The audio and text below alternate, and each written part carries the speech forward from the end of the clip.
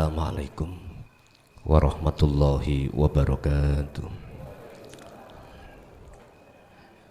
Ila hadratin Nabil Mustafa Rasulullah sallallahu alaihi wasallam wa ala alihi wa azwajihi wa dzurriyyatihi wa qarabatihi wa ahli baitihi wa ashabil kiram wa ila jami'il anbiya wal mursalin wal awliya wa syuhada wa salihin wa tabi'ina tabi'ina salihina ila yaumiddin, khususun ila Syekhina Muhammad Nafis Ibnu Idris wa ahlihi wa zawjihi wa dzurriyyatihi wa ahli baitihi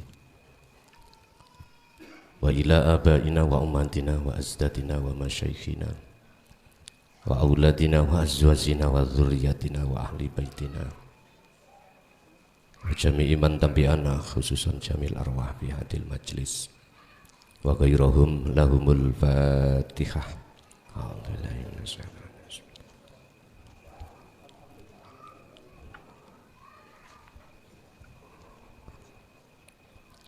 Bismillahirrahmanirrahim. Hamdan yuwafi ni'amahu wa yukafi majidah. Ya Rabbana lakal hamdu kama yanbaghi li jalali. Asyhadu an la ilaha illallah wa asyhadu anna Muhammadan abduhu wa rasuluh. Allahumma salli wa sallim wa barik alaihi wa ala alihi wa ashabihi ajma'in. Rabbi shrah li sadri wa yassir li amri wahlul 'uqdatam min lisani yafqahu qawli. Shadaqallahul azim. Amma ba'd. Hadratul muhtaramin, dumateng para alim, para ulama, sesepuh bini sepuh, tokoh masyarakat, tokoh agama sewilayah Kabupaten Sragen, wabil khusus akhinal kiram derek kula Ustadz Yasin sekeluarga, wa talamidihi wa jami'i man tabi'ihi, jamaah ingkang rawuh kuluhum ajmain rahimakumullah. Puji syukur kami panjatkan ing ngersane dalem Allah kelawan ucapan alhamdulillahirabbil alamin, di mana kita diperkenankan Allah untuk bertemu dan bermuajah dalam rangka taklim muta'alim yang mulai sore hari ini nanti kami akan membahas isi di dalam kitab Darun Nafis yang murni di dalamnya itu mengkaji tentang perjalanan si salik untuk bisa sampai kewusulan pada Allah itu bagaimana. Akan tetapi ibu bapak ingkang dereng saged memahami mengke saged langsung tangklek di majelis. Nomor 2, kula nggih mboten hanya membahas dari sisi tasawufnya, tetapi juga saya akan bahas dari sisi syariati. Sebab ingkang rawuh atau yang mendengarkan di YouTube, karena kita pada sore hari ini juga live streaming, tidak semuanya itu paham, makanya ada wacana untuk bisa tanya jawab supaya terurai apa maksud daripada setiap yang kita kaji. Bapak Ibu hadirin jamaah rahimakumullah, kitab ini dijadikan oleh saudara-saudara kita yang ada di dalam salah satu thariqah, mungkin bisa kami sebut thariqah Akmaliyah. Apa sih thariqah itu? Apa sih syariat itu? Kita harus paham. Sesuai dengan surah Al-Baqarah ayat 208, Gusti Allah itu menyerukan atau memanggil terhadap orang-orang yang beriman yang imannya itu belum ihsan. Islam, iman, ihsan. Iku Allah panggil. A'udzubillahi minasyaitonirrajim. Bismillahirrahmanirrahim. Ya ayyuhalladzina amanu. Jadi yakni dak niki ya pemanggilan iki khusus bagi mereka yang beriman. Di situ tidak ya ayyuhal muslimun, enggak. Juga tidak ya ayyuhan nas, tidak. Iki Gusti Allah, ini Allah memanggil hanya mereka yang hatinya sudah percaya bahwasanya yang menciptakan isi langit dan bumi, ma fis samawati wa ma fil ardi, itu adalah Allah sebagai khalik miturut kacamata agama Islam, dipanggil supaya jenengan iki imane ihsan. Ihsan niku napa? Bener.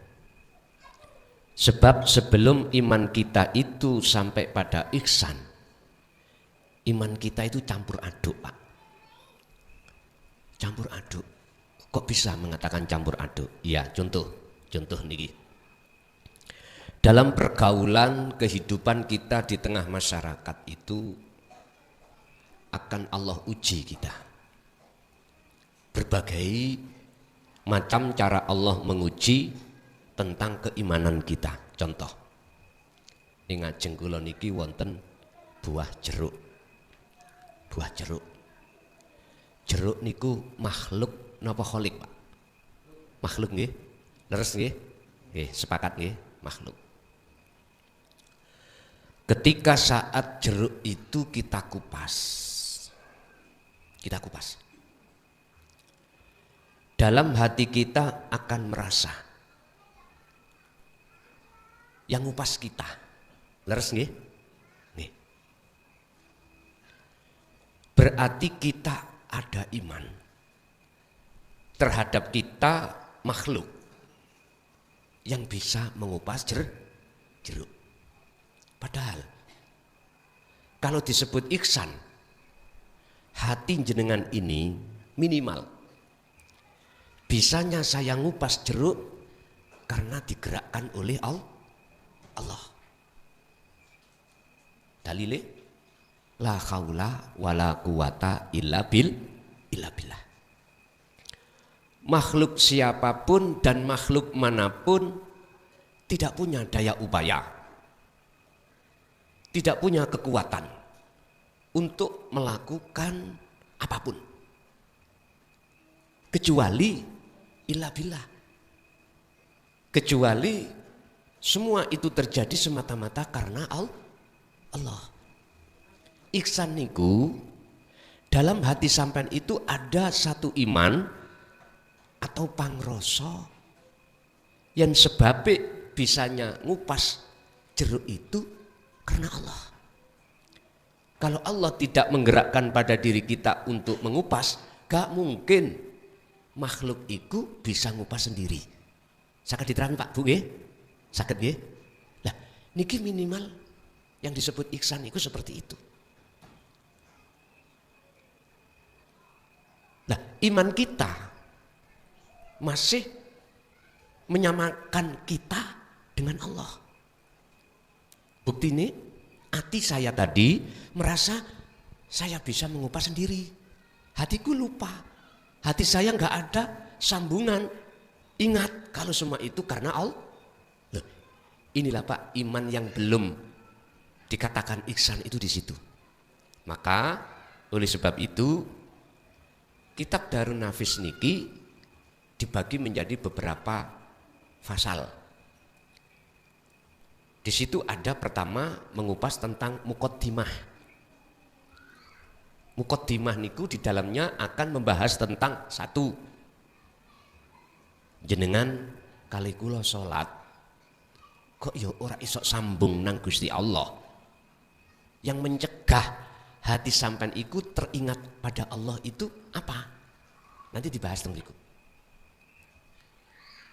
Yang menghalang-halangi hati kita waktu sholat itu untuk ingat terhadap Allah itu sebab apa? Nanti dikupas di situ. Oleh sebab itu secara tidak langsung kita belajar apa isi di dalam kitab itu.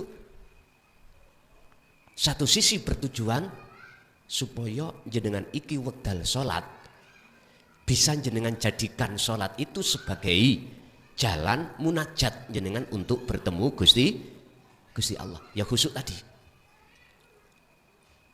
Makanya kalau boleh saya katakan, syariat itu adalah ilmu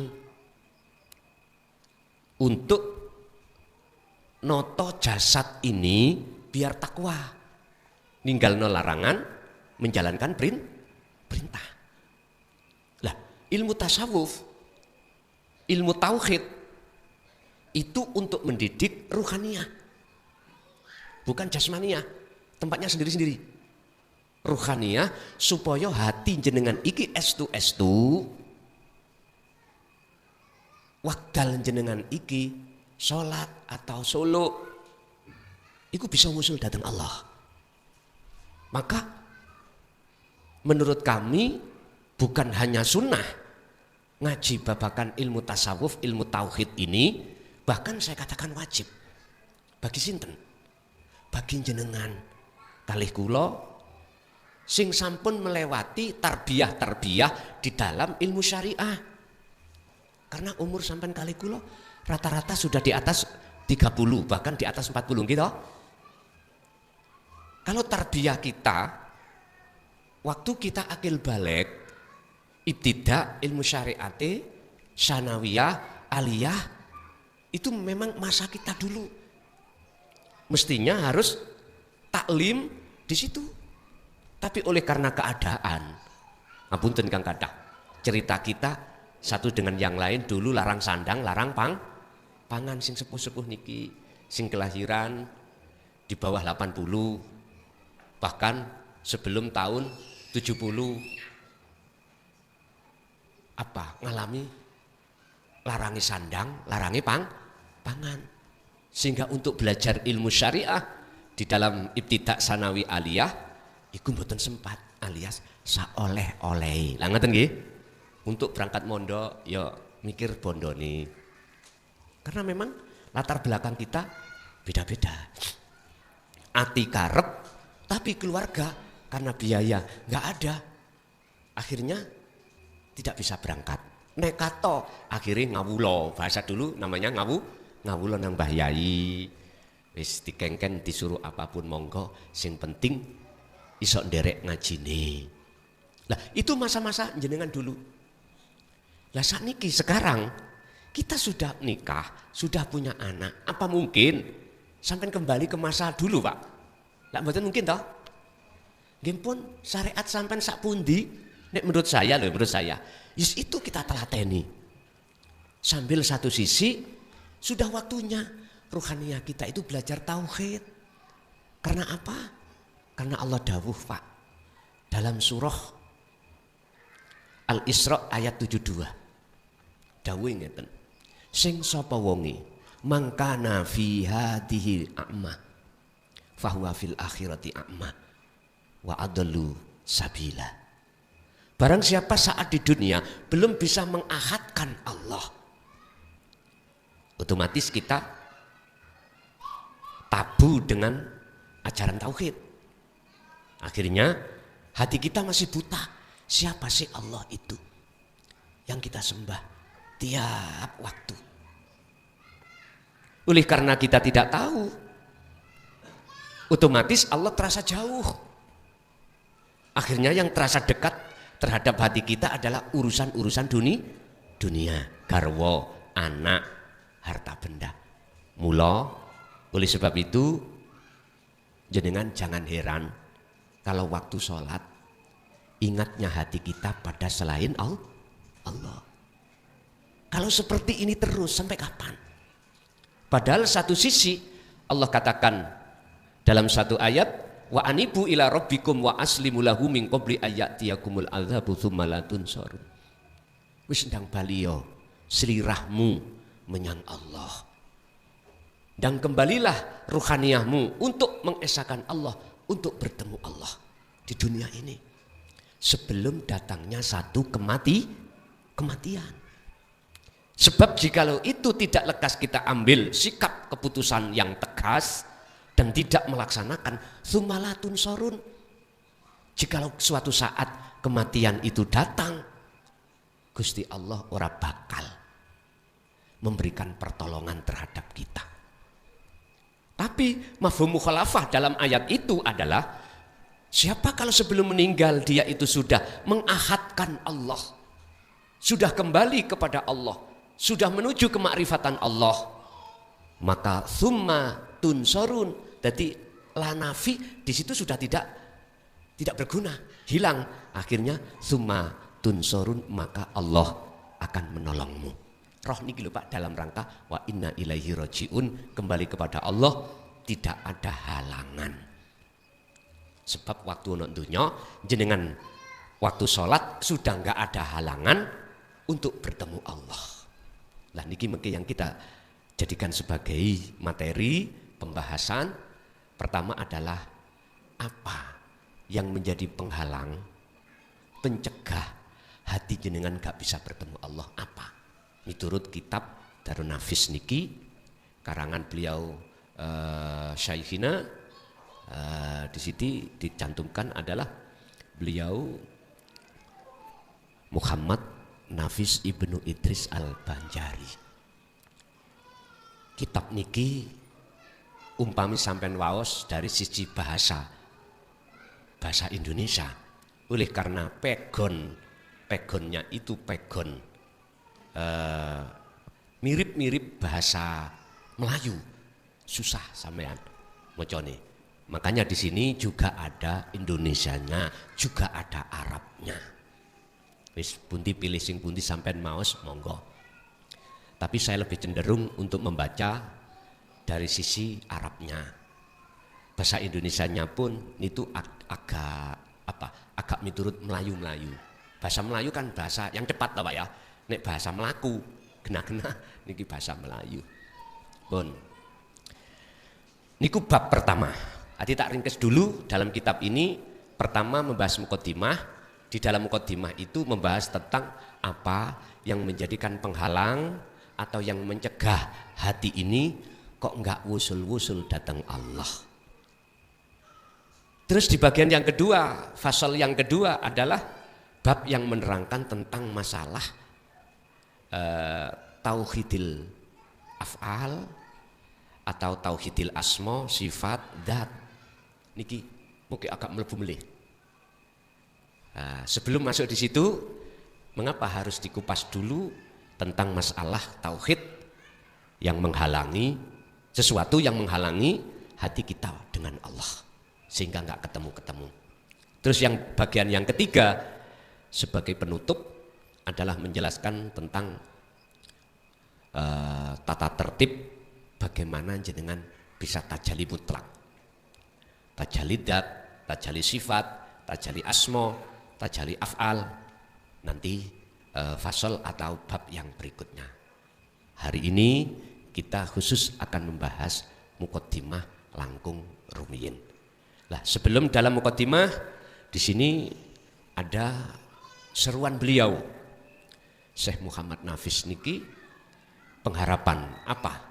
Adanya ditulis kitab niki semata-mata adalah untuk menyempurnakan keislaman kita yang bersumber dari surat Al-Baqarah ayat 208. Tadi saya katakan, wahai orang-orang yang beriman, udhulu manjingo siro, melebuo siro, masuklah kamu fisilmi ing dalam agama Islam kafah kali sampurno. Berarti letak kesempurnaan Islam miturut surat Al-Baqarah tadi ada di makrifat, syariah, thariqah, hakikat dan makrifat. Ini oleh karena yang mengaji dalam kesempatan sore hari ini sudah rata-rata di atas umur 30 bahkan 40 ke atas, menurut saya sudah waktunya kita itu membenahi ruhaniyah kita datang Allah. Satu sisi tidak meninggalkan hukum-hukum jasmaniyah kita di dalam syariat. Niki. Sehingga yang dibahas tentang tauhid khusus la ilaha illa anta, tauhid hakikat supaya bisa naik ke makrifat. Niki harapan beliau di dalam kitab ini mengharapkan jenengan kalih kula niku bisa wusul lekas datang Allah. Bahasa sederhananya secara umum, jenengan kali kula waktu sholat ilu Pak. Piye carane, bagaimana caranya waktu sholat jenengan iki gak kelingan urusan dunya. Tapi kelingan hanya pada Allah disebut sebagai orang mukmin yang sholatnya khusyuk. Surat Al-Mu'minun ayat 1 dan 2 Allah katakan, qad aflahal mu'minuna alladzina hum fi sholatihim khashi'un. Sungguh beruntung bagi orang-orang mukmin ketika menjalankan sholat dalam keadaan khusyuk. Niki bukan persoalannya tidak bisa. Oh, jangan begitu, Pak. Qur'ane wis ngomong, Allah menetapkan si mukmin. Cuman di situ tidak dikatakan mukmin yang bagaimana yang bisa sholati khusyuk. Jawabannya nek jenengan buka-buka tafsir, akhirnya jawabnya mukmin yang sudah muhsin, coro imannya sudah ihsan. Artinya hati sampean sudah tidak menduakan Allah dengan apapun. Tadi saya masih menduakan. Contoh, saya tadi merasa saya bisa mengupas jeruk tanpa hati saya ingat semua itu karena Allah. Nah itu kan iman saya belum ihsan. Padahal tidak hanya urusan ngupas jeruk, urusan ngaji. Apabila saya dalam hatiku ada iman, munculnya bisanya ngaji tausiah iki dari mukhlason, maka inilah sama halnya saya itu dihitopi, saya telah menyamakan diri saya sama Gusti Allah. Apa iku mboten syirik? Niki mengke dibahas tentang bape melebet datang syirik kopi. Wonten mriki. Maka dari sisi ilmu itu nanti kami kupas. Ada yang nggak paham, tanya langsung. Sing paham ya wis tinggal ngelakoni. Ngoten mawon. Pun niku sebagai pembukaan isine beliau mengharapkan yang belajar ilmu di dalam kitab ini mengharapkan iman sampean iku estu dados iman yang ihsan. Pun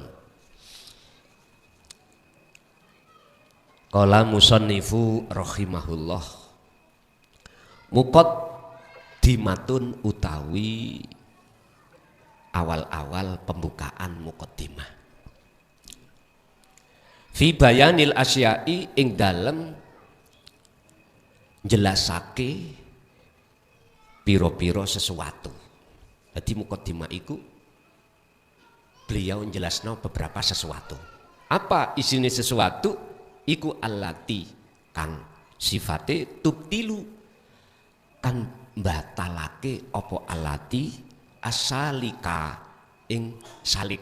Iki kena sampean gawe mudhofileh, kena sampean damel maf'ul, terserah. Salik iku sinten sih? Jenengan kali kula. Wong sing ngambah dalan nuju dan bertemu Allah, itu disebut salik.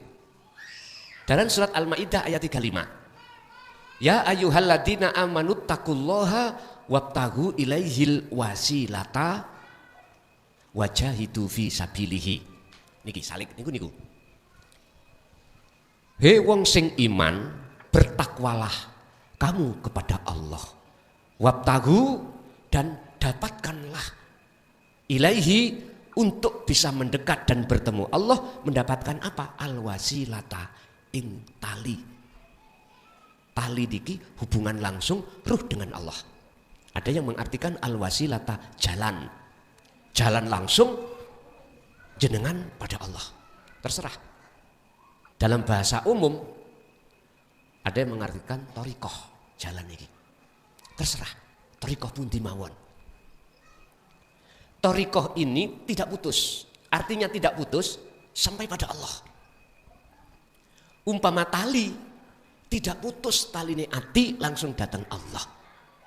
Al-wasilata niku terserah jenengan mentafsiri dari kacamata syariat apa hakikat terserah. Kalau bahasa wasilah kita artikan jalan miturut hukum kacamata syariat ya thariqah yang muktabaroh ini. Dikatakan muktabaroh sambung sampai Kanjeng Nabi.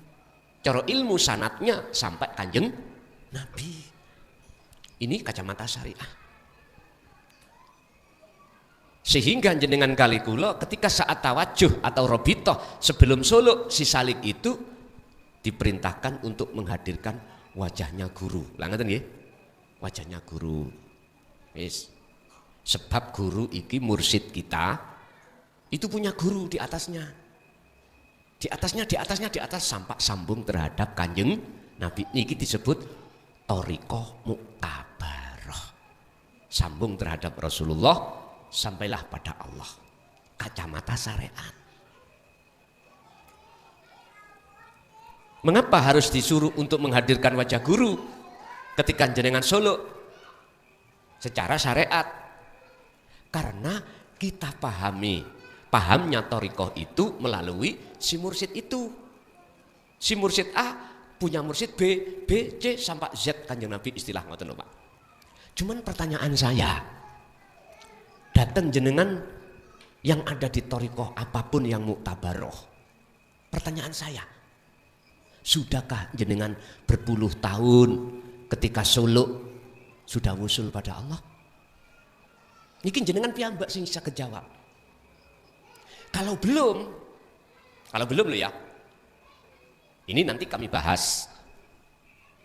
Kami bahas apa sebab urusan nanti bisa diterima atau tidak diterima, niku bukan urusan saya.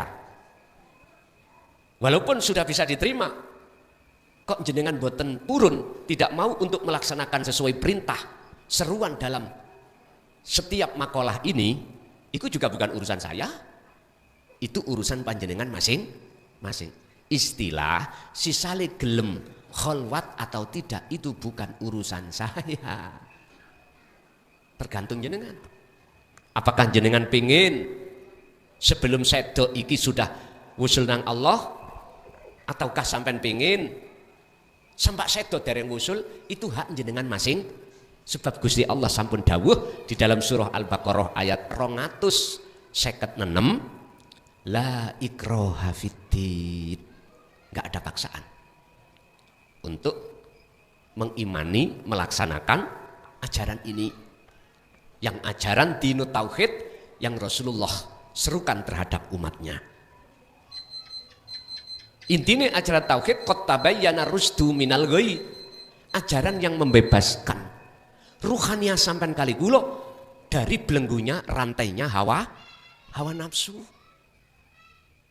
Sebab jenengan kali gulo kita ini nggak bisa wusul karena terbelenggu oleh nafsu di dalam diri kita, yang nafsu membelenggu kita lewat beberapa hal di dalam hati kita yang nantinya kita bahas.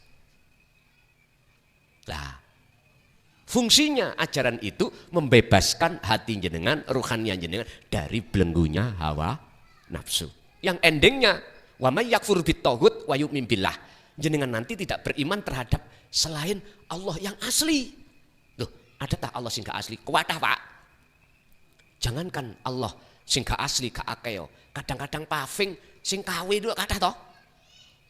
Keramik kawe, lah ngoten nggih. Allah ya Allah ada yang kawe, Pak. Mana Allah yang KW dan mana Allah yang asli? Buka di dalam surat Al-Kahfi ayat 110. Rasulullah disuruh dawuh Allah, aku iki padha mbek awakmu. Kul katakan Muhammad, innama ana basarum mithlukum. Aku iki padha ambek awakmu, padha menungsone. Yen menungso makhluk iku sifate la haula wala quwata. Enggak punya daya upaya untuk bisa memberikan petunjuk. Enggak punya daya upaya untuk bisa, mohon maaf, melakukan apapun. Akan tetapi jikalau itu terjadi, semata-mata datangnya illa billah, dari Allah. Lah, kita kok ya masih duduk merasa kita yang bisa. Berarti, mohon maaf, kita telah menuhankan Allah kawi. Lah, Allah sing asli yang bagaimana? Aku diutus oleh Tuhanku, diberikan wahyu Tuhanku, isine wahyu ilahukum ilahu wahid. Yang Tuhanku yang ku sembah dan Tuhanmu yang ku sembah sinten? Ilahukum ilahu wahid. Itulah Tuhan yang Maha Esa. Berarti jenengan wajib untuk menyembah menghadap Allah yang Esa. Pundi Allah yang Esa? Lah ini Nanti kita bahas sedikit demi sedikit. Sampailah pada kefahaman ilmu, setelah itu kita laksanakan suluk, sampailah kita kefahaman laku dengan istiqomah, baru usul datang Allah. Inilah proses-prosesnya. Bapak Ibu hadirin jamaah rahimakumullah. Tubtilu kang batalake apa allati as-salika ing salik, atau tubtilu saliki kang batalake salik watam na'uhu lan nyegah ya apa se atau allati hu ing salik. Pun mukaddimah niki bahas apa sing batalno ati sampean waktu sholat gak ketemu Allah. Napa? Apa sing nyegah ati sampean kali kula atau menghalang-halangi ati sampean kali kula datang Allah. Mungkin ini nanti penjabarannya lebih disingkat di dalam surat Ibrahim ayat 3. Wa yastahibbunal hayatad dunya 'alal akhirah wa yasudduna an sabilillah wa yabghunaha 'iwaja ulaika fi dhalalim ba'id. Nyun sewu. Nafsu niku angkruk-angkruk ning jagate ati. Sapa sih nafsu iku? Allah dawuh, innahu lakum aduwwum mubin. Sak temene nafsu, sak temene iblis, lakum kedue sira kabeh iku aduwun mungsuh mubinun kang pertelo. Iku mungsuhmu sing nyata. Mengapa dikatakan mungsuh? Padahal itu sama-sama makhluk Allah. Tidak jauh berbeda dengan kita sebagai makhluk. Karena nafsu iku karaktere, kebiasaane dia itu inna nafsa la amaratum bisu. Ngajak ati sampean iku berbuat jahat pada Allah dengan bentuk menduakan Allah dengan sesuatu yang lain. Akhirnya jenengan iku lali dengan Allah ketika waktu sholat. Niki. Terus gambarannya nafsu iku wujudnya ya napa sih? Niki mbalau wakrak tutuk ndinti niki pembahasan niki. Wis tak ringkes. Nafsu nun faksin artinya diri. Ingsun. Jikalau dalam hati sampean kali kula merasa aku hamba yang bisa ini bisa itu, ya iku nafsu. Terlepas dari perbuatan ibadah murni atau tidak murni, kalau yang muncul dalam hati kita merasa kita yang melakukan, berarti ibadah iku kecampuran kepentingan hawa nafsu. Mana sambunge roh datang Allah mboten enten, akhirnya mesti lupa, mesti lalai sampean kali kula. Jadi jenengan iki akhirnya ketika menjalankan ibadah wajib, sing penting gugur kewajiban, sing penting dapat pahala, sing penting dapat surga. Ngunu yo ngunu rapopo, ning nek iso ojo ngunu. Artine Pak Bu, nyuwun sewu. Memang itu proses kita. Tapi ojo terus-terus ana kuno. Biar betul-betul nilai mutu ibadah sampean ing ngersane Allah itu mutune niki jempol. Ngoten lho Pak. Sesuai dengan surat Maidah ayat 27, innama yataqabbalullahu minal muttaqin. Ibadah apa wae kalau tidak didasari takwa? Di mata Allah susah untuk diterima. Karena menyembah kita, penghadapan hati kita itu masih terhadap makhluk berupa surga. Surga makhluk napa senes? Makhluk. Pahala makhluk toh? Makhluk. Cek ana kuno terus biar mutune ibadah sampean iku tambah suwae yo ngadepe nang ngene kholike. Bukan persoalannya jenengan kula anggap salah manakala ketika ibadah wajib iku artisik mengharapkan pahala surga. Bukan berarti salah, enggak, iku proses kita memang. Lanjut mawon. Cuman satu sisi piye carane gak ngene. Biar salate khusyuk iku piye. Nah, jenengan nanti mau apa mboten mau iku bukan urusan saya. Paham nggih? Tidak ada paksaan. Mboten enten. Pun diterusake minal wusuli batali salik mboten saged, tidak bisa wusul atau apa yang mencegah si salik itu minal wusuli saking tumekane sisalik ilallahi ta'ala maring Gusti Allah ta'ala napa kemawon. Pun nomor satu miturut kitab ini disebut kasal. Napa kasal iku? Cara jenengan iku segan. Segan iku apa? Segan iku cara jenengan iku boleh saya katakan iktimat. Ngunggul-ngunggulno. Lho kok gak aku ngono. Gak ngene. Lho ngeten lho. Kok gak aku sing tampil. Gak ngene. Berhubung aku sing tampil, ngoten Pak iki. Sembarang sip. Dalam urusan ibadah aku. Kok gak aku? Ya Allah. Jadi ngunggul-ngunggulno menyegani dari satu perbuatannya. Otomatis kan ati kula kan lali nang Allah Pak. Semuanya itu sumbernya dari Allah. Iku lupa. Justru saya malah membanggakan. Contoh, kula niki nggak ada wiritan Pak. Wiritan itu supaya ekonomiku kula niki lancar. Ben mantun subuh waqiah 41. Contoh niki nggih, ngapunten. Lho wacanane lak Quran nggih ya. Ditambahi mengke nanti kalau sudah masuk waktu duha, sholat duha. Dan berdoa sesuai dengan tata tertib di dalam itu. Kula mantun diijazahi dening Mbah Yai atau seseorang. Saya lampahi Pak. Loh tenan. Artinya nyata. Apa yang kuharapkan tadi wujud. Wujud. Terus dalam hatiku Pak, muncul pengakuan, muncul keimanan. Ngunggul-ngunggul, oh kok aku wiritan, kok aku maca Quran koyok ini, seperti ini, gak mungkin. Ekonomiku melesat. Loh, kasal. Inilah Pak yang menjadikan, mohon maaf, terhalangnya atau menjadikan batale sholat kula datang Allah. Batale ruhaniyah kula mboten wusul-wusul dikarenakan di dalam hatiku ada satu iman yang namanya kasal. Segan dengan perbuatannya. Nyun sewu Pak. Tata tertib saya ngibadah sholat. Secara syar'i 100%. Ya toh. Syarat sahnya sholat oke. Rukun sahnya sholat oke. Lengkap. Berhubung dalam hati saya itu membanggakan, segan dengan apa yang kulakukan.